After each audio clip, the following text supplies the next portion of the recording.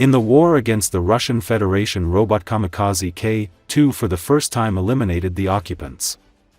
This was reported on November 15 on Facebook of the 20 separate regiment of unmanned systems.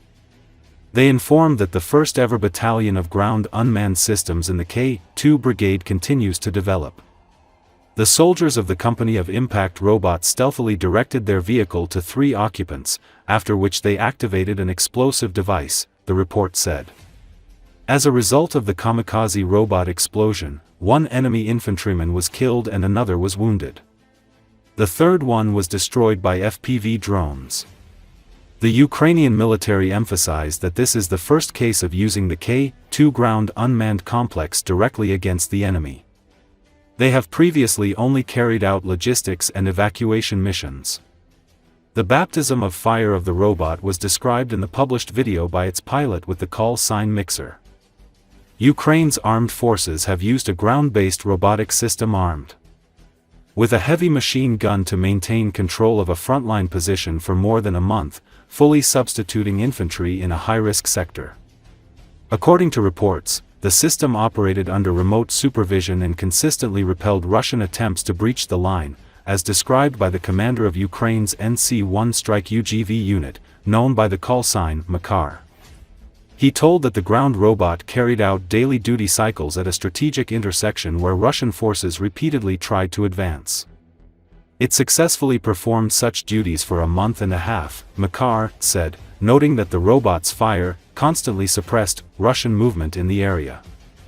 According to the reports, the operator activated the unmanned ground vehicle each morning from a safer location, sending it to the front to conduct surveillance and provide suppressive fire. Several attempts by Russian troops to destroy the system were unsuccessful. The platform used in this mission was the droid TW-12.7, developed by the Ukrainian company DevDroid. According to Ukrainian reporting, the Ministry of Defense officially codified the system at the end of 2024. The robot is equipped with a 12.7mm M2 Browning machine gun and is designed to operate under remote control in contested environments where deploying personnel poses significant risk. Ukrainian officers cited in the report said similar systems will be used not only to reinforce defensive positions but also in assault operations. Ground robots have already been integrated into other roles across the front, including the delivery of food and ammunition, as well as casualty evacuation from areas inaccessible to infantry. Earlier, Defender Media reported that Ukraine's Ravlik unmanned ground vehicle remained operational despite coming under artillery fire and being struck 3 times by Russian FPV drones during a logistics mission, with backup systems allowing the platform to complete its delivery even after sustaining damage. During a combat mission, the Ravlik UGV, carrying more than 300 kilograms of cargo, came under artillery fire and sustained 3 hits from FPV drones, the outlet said. According to Defender Media, the vehicle was performing a logistics task when it was targeted. The platform's backup systems allowed it to stay controllable and finish the delivery. Ravlik is a Ukrainian universal ground robotic platform that has already been codified for use by the country's defense forces, enabling frontline units to integrate it for transport, evacuation and, increasingly, for fire support roles. Defender Media emphasized that the latest mission showed the value of layered resilience in Ukrainian UGVs. Even if the main link or a component is damaged by a drone blast, the operator can still bring the machine out or push it to finish the run. That is crucial on sectors of the front where Russian FPV operators deliberately hunt logistics lines, knowing that destroying a supply quad bike or pickup can freeze an entire infantry group.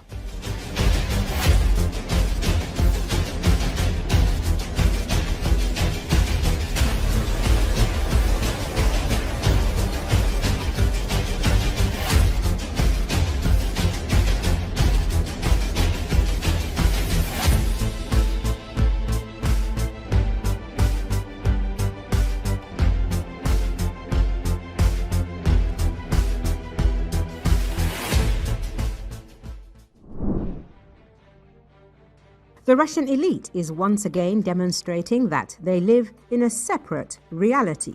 In the very center of Moscow, on Sparrow Hills, lies a secret FSO compound impossible for the average person to even approach, let alone enter.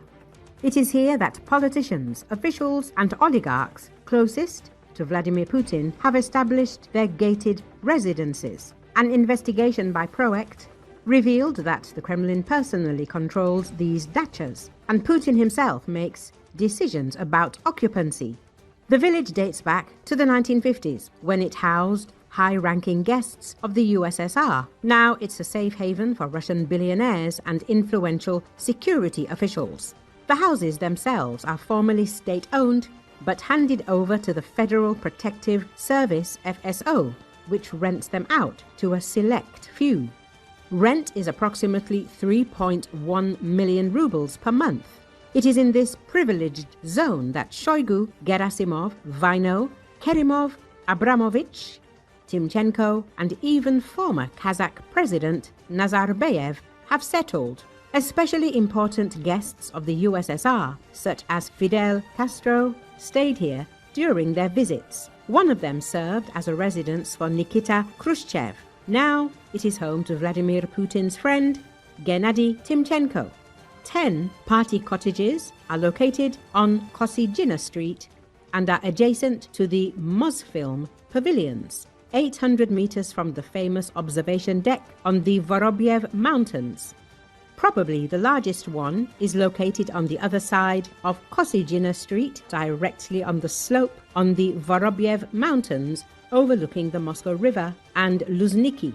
An ordinary person can't even drive up to these objects. At the junction with the street, there is a sign, "Passing prohibited." The decision about who to settle in these dachas is made personally by Vladimir Putin, and the tenants are chosen by the head of the Kremlin administration, Anton Vaino, a former top-level official and one of the ex-tenants of the local dacha, told Project. FSO privately rents out these dachas. The right to settle in a secret village with state security is only given to officials and oligarchs who are especially close to the government through political patronage. The cost of rent is about 3.1 million rubles per month, according to the payment documents with which Proact became familiar. The story of Senator Suleiman Kerimov is particularly noteworthy. In 2024, he hid in a village from Ramzan Kadyrov's men, who had declared a blood feud against him. 10 years earlier, a conflict erupted in a local house between Kerimov and a Chechen gang attempting to extort their share of Uralkali shares.